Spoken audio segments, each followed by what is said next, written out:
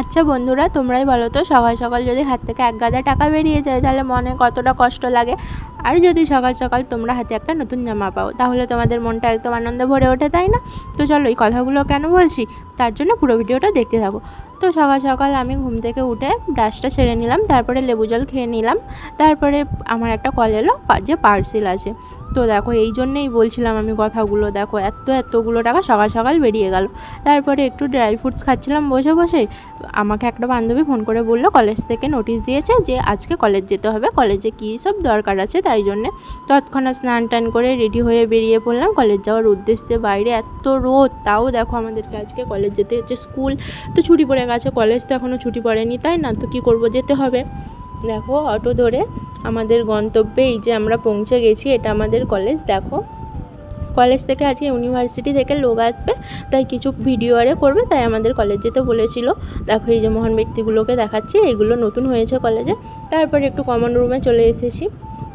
তারপরে একটু এসেছি হাওয়া খেতে পুকুর পাড়ে, একটু বন্ধুদের সাথে আড্ডা মারছিলাম। দেখো, তখনই চোখ গেল এদেরকে, এরা দেখো আম পাড়ছে, আম মাখা করে খাবে, তাই কলেজের গাছ থেকে আম পাড়ছে। ভাবো তাহলে, আমারও একটু খিদে পেয়ে গেছিলো, আমি একটু বিস্কুট আর জল খেয়ে নিলাম। কিছু হচ্ছিল না কলেজে, তাই দেখো আবার বাস ধরে বাড়ি চলে এসেছি। মানে বসে বসে বিরক্ত লাগছিলো, তাই দেখো বাড়িতে চলে এসেছি। কিছু তো খেয়ে যায়নি, তাই ফ্রেশ হয়ে ভাতটা দুপুরের লাঞ্চটাও করে নিলাম। তারপরে আমার আর সত্যি কথা বলছি, মানে মন তস্য হয়েছিল না কখন খুলবো। তো আমি দেখো এই যে খুলে ফেলেছি, তোমাদেরকেও দেখাই। দেখো, নিয়েছি একটা শ্যাম্পু স্ক্যাল্প প্লাস, এটা যাদের চুল উঠছে, যাদের চুলে ড্যান্ড্রফ আছে তাদের জন্য খুবই ভালো।